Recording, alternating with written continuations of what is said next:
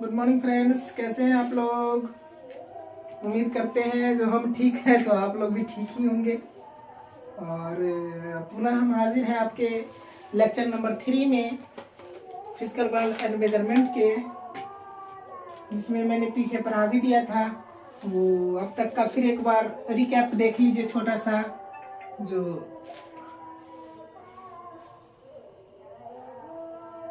मूल भौतिक राशि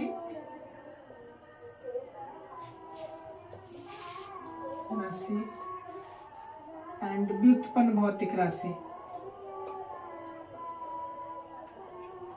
ये दोनों को जाना। मूल में आपने ले लिया था लंबाई, द्रव्यमान एंड समय। व्युत्पन्न में एक्सेप्ट लंबाई, द्रव्यमान और समय को छोड़कर।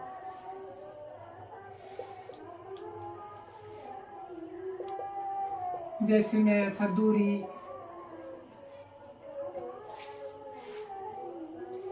चाल, वेग, विस्थापन, क्षेत्रफल, आयतन इसेट्रा, ये सब चीज मूल और व्युत्पन्न में आप लोगों ने देखा था। आज हम इसके आगे चलते हैं फिजिकल वर्ल्ड के अगले टॉपिक में, जिसका नाम है मेजरमेंट। दोस्तों, मेजरमेंट बहुत ही अच्छा टॉपिक है और ये हमारे भौतिक जगत में बहुत इसका रोल हुआ करता है। जैसे आप एक हाथी और चींटी की ही बात करते हैं, तो किसी से कोई पूछ ले कि भाई हाथी और चींटी में कौन बड़ा है, तो कुछ कहता है सर हाथी और चींटी में अकल की बात की जाए तो चींटी बड़ा है, और शकल की बात की जाए, आयतन की बात की जाए, उसका वेट की बात की जाए तो सर हाथी तक कई गुना बड़ा है। तो वहां पर भी तुलना की चर्चा होती है और ये तुलना का शास्त्र ही मापन होता है दोस्तों। तो देखिए, तो ये मापन, अंग्रेजी मेजरमेंट,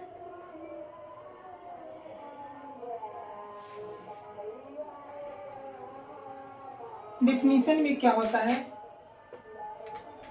किसी भौतिक राशि को मापने और तौलने का जो प्रक्रम होता है उसे ही मेजरमेंट कहते हैं।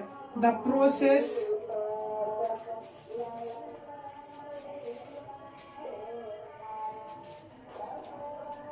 measurement of the process of measurement is called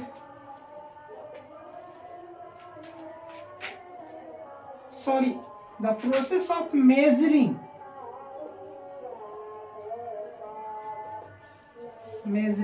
is called measurement।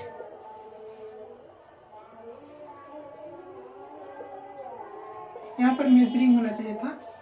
Process of measuring is called measurement, यानी मापने तौलने के प्रक्रम को ही मापन कहते हैं। दोस्तों, अब मापन हम कह दिए, मापन के कुछ कंपोनेंट भी होते हैं। मापन के मेन 2 कंपोनेंट होते हैं। देयर आर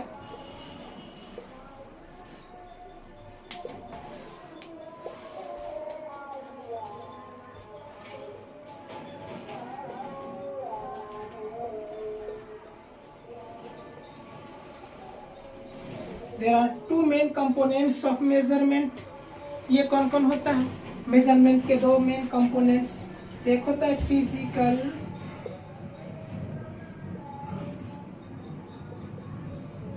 क्वांटिटी, भौतिक राशि,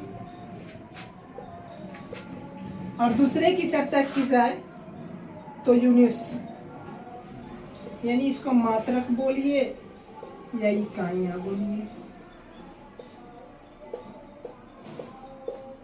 तो देखिए, हमने बताया the process of measuring is called measurement, यानी हिंदी मापने तौलने के प्रक्रम को ही मापन कहते हैं।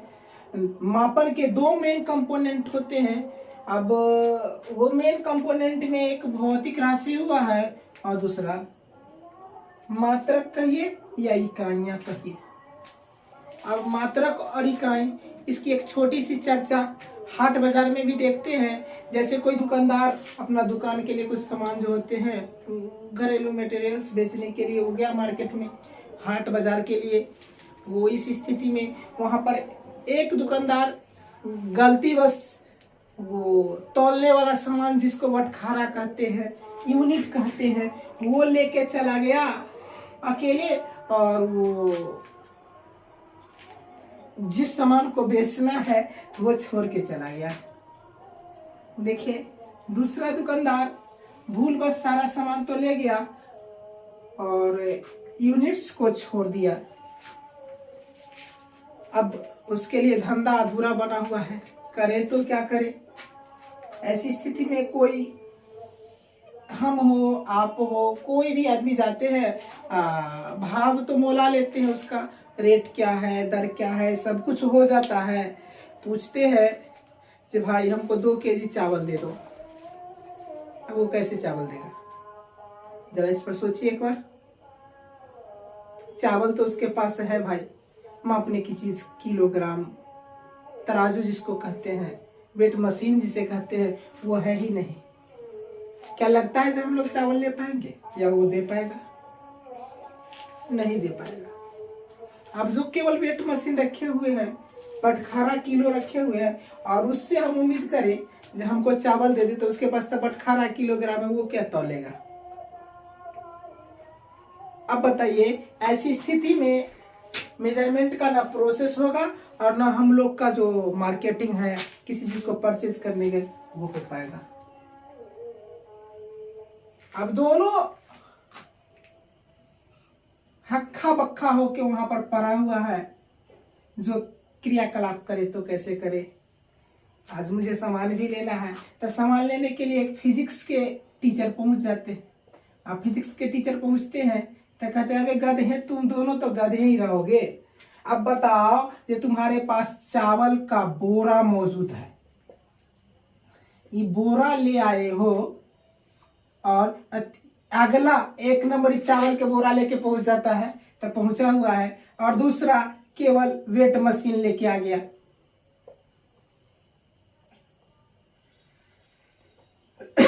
अब बताइए, जो एक चावल का बोरा लेके आया, एक वेट मशीन लेके आया, चावल के बोरा वाला को वेट मशीन नहीं है जो वो चावल बेच सकता है, और वेट मशीन वाले को चावल नहीं है जो वो फिर कस्टमर को दे सकता है।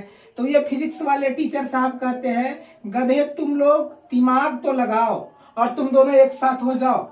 आपस में तुम दोनों जब एक साथ हो जाओगे तो मुझे लगता है जो कुछ तुम भी कमा लोगे अपने वेट मशीन का किराया, और कुछ तुम भी बेच लोगे अपना चावल, और मैं भी खरीद के चला जाऊंगा। तो ये मास्टर साहब क्या किए, इस दोनों को एक साथ कर दिए, और जब एक साथ कर दिए तो मेजरमेंट फुल हो गया। भाई साहब, मैंने 5 किलोग्राम चावल ले लिया। तो चावल में क्या लिया, तो द्रव्यमान लिया।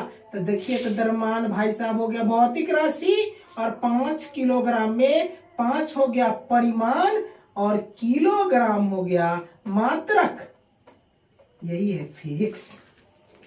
अब मिल गया हमें 5 किलोग्राम, तो पता चला जो मात्रक और भौतिक राशि के बिना मेजरमेंट अधूरा था। जो एक छोटी सी कहानी हमने एक शिक्षक की बताई, और आप लोग लगता है जो मेरी बात को अच्छी तरह समझ पाए होंगे।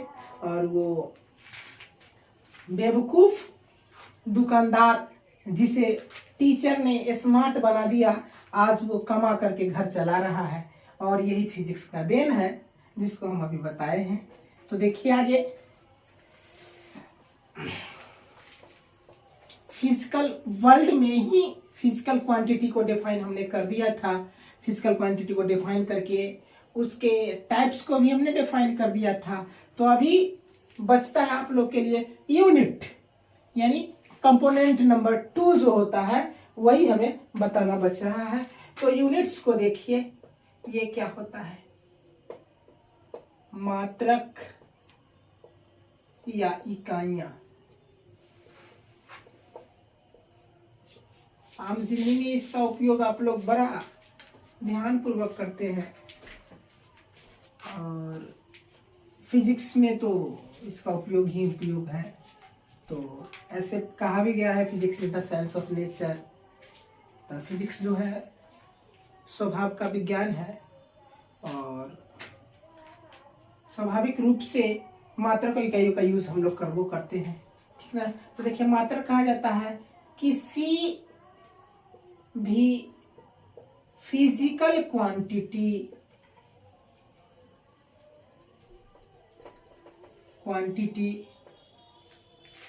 के मेजरमेंट के लिए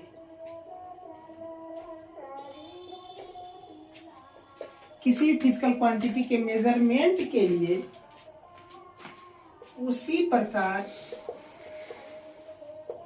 की राशि को एक मानक मान ली जाती है।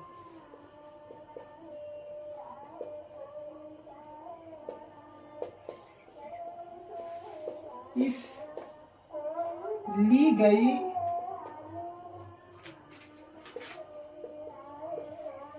मानक राशि को ही मात्रक कहते हैं।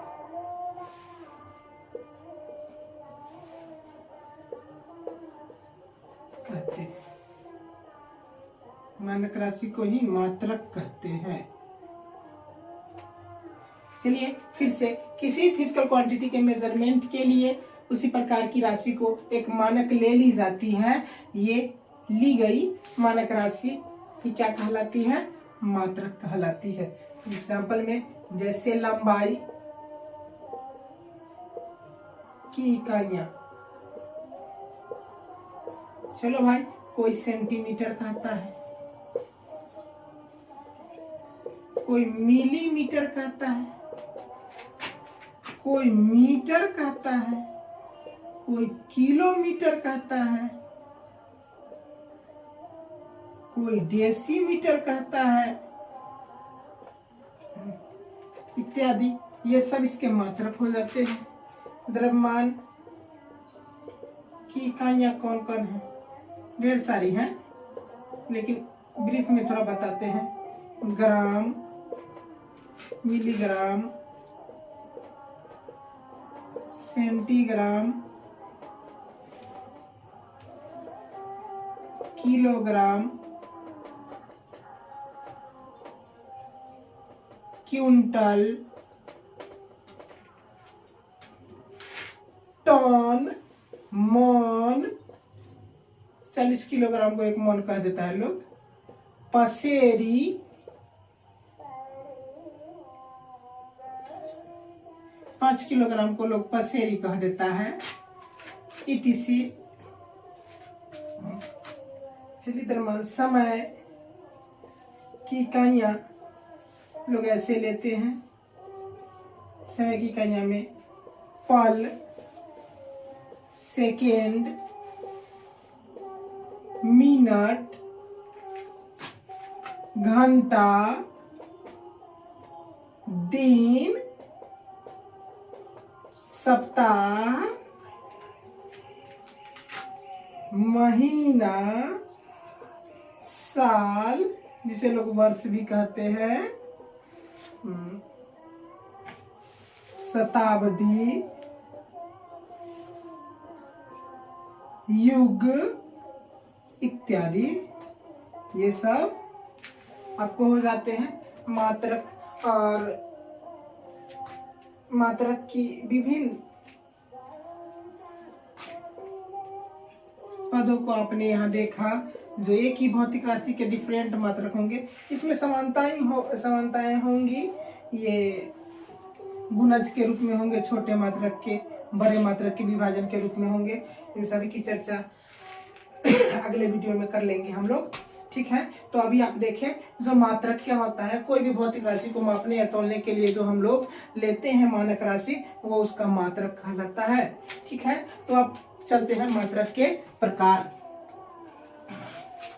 जैसे आप लोगों ने कहा भौतिक राशि के साथ कितने प्रकार होते हैं, तो व्यक्ति के अनुसार भौतिक राशि के 2 प्रकार होते हैं। जब भौतिक राशि 2 प्रकार के, तो मात्रक को भी 2 प्रकार के में बांट दिया गया। सिंपली कहा गया जो वह मात्रक जो मूल राशि से रिलेट होता है, मूल मात्रक के अंतर्गत आया। और वह राशि जो मूल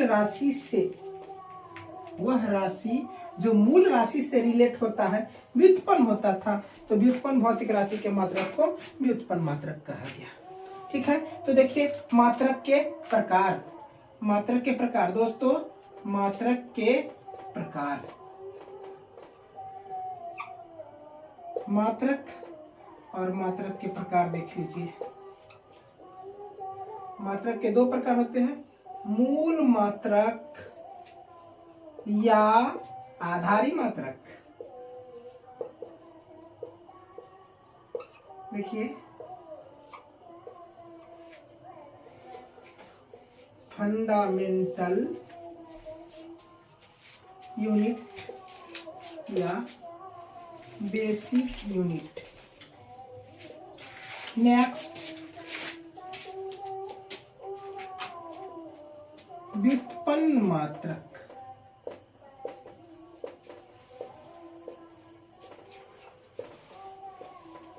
डिराइव्ड यूनिट्स।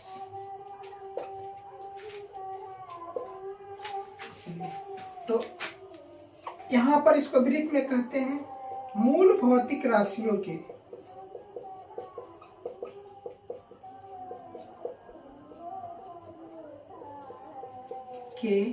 मात्रक को ही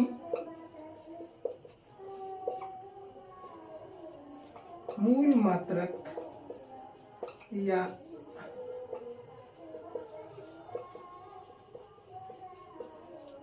कहते हैं। एग्जाम्पल, लंबाई, द्रव्यमान एवं समय का मात्रक। एसआई में 7 होंगे, एसआई में 7 राशियों का मात्रक।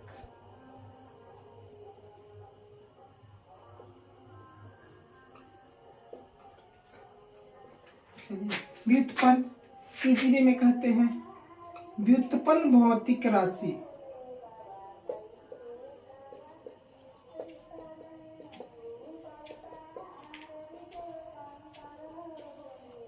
राशियों के मात्रकों को ही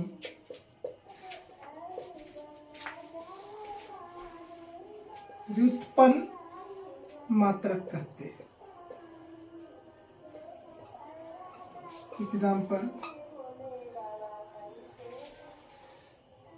चाल का मीटर पर सेकेंड, सेंटीमीटर पर सेकेंड, किलोमीटर पर घंटा etc। वेग का मीटर पर सेकेंड, सेंटीमीटर पर सेकेंड, किलोमीटर पर घंटा etc। ये सब यानी व्युत्पन्न भौतिक राशि है, तो इनके मात्रक को व्युत्पन्न मात्रक कहा गया। सिंपली मूल मात्रक पर जो डिपेंड करता है वो होता है व्युत्पन्न भौतिक राशि का मात्रक, व्युत्पन्न मात्रक। तो इसकी चर्चा फिर और डिटेल से आगे। तब तक के लिए बहुत बहुत धन्यवाद। हम कहेंगे पुनः मेरे वीडियो को आप लोग लाइक, शेयर और सब्सक्राइब करें, ठीक ना। और जो भी आप लोग को दिक्कत हो तो जरूर कमेंट में लिखे। कमेंट में लिखने में थोड़ा सा भी हेजिटेट नहीं हो, क्योंकि आप लोग का कमेंट ही हमें सुधरने का, अच्छा वीडियो बनाने का मौका देता है। सो हम कहेंगे जो a lot of thanks for comments. वैसे व्यक्ति जो मुझे कमेंट्स करते हैं और जहां भी त्रुटि होती है उस चीज को भी देख के ध्यान आकृष्ट कराते हैं, उन्हें मैं बहुत बहुत धन्यवाद कहूंगा, क्योंकि उनके कारण मेरा वीडियो और सुंदर हो जाता है और लोगों को फायदा पहुंचता है। तो मेरा वीडियो बनाने का ये मेन मकसद नहीं है जो मैं केवल वीडियो बनाऊं और यूट्यूब पर आ जाऊं। मेरे वीडियो बनाने का मेन मकसद ये है जो आप लोग फिजिक्स को इजी समझे, फिजिक्स को पढ़े, फिजिक्स को जाने, आम जिंदगी में फिजिक्स को उतारे और आप एक अच्छा फिजिक्स के जानकार बने। बच्चों के दिल में ये भावना ना हो जो फिजिक्स बहुत भारी है।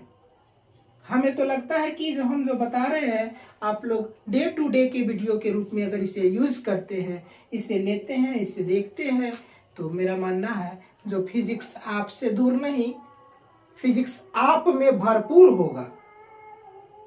सो थैंक्स, तब तक के लिए धन्यवाद। Thank you very much.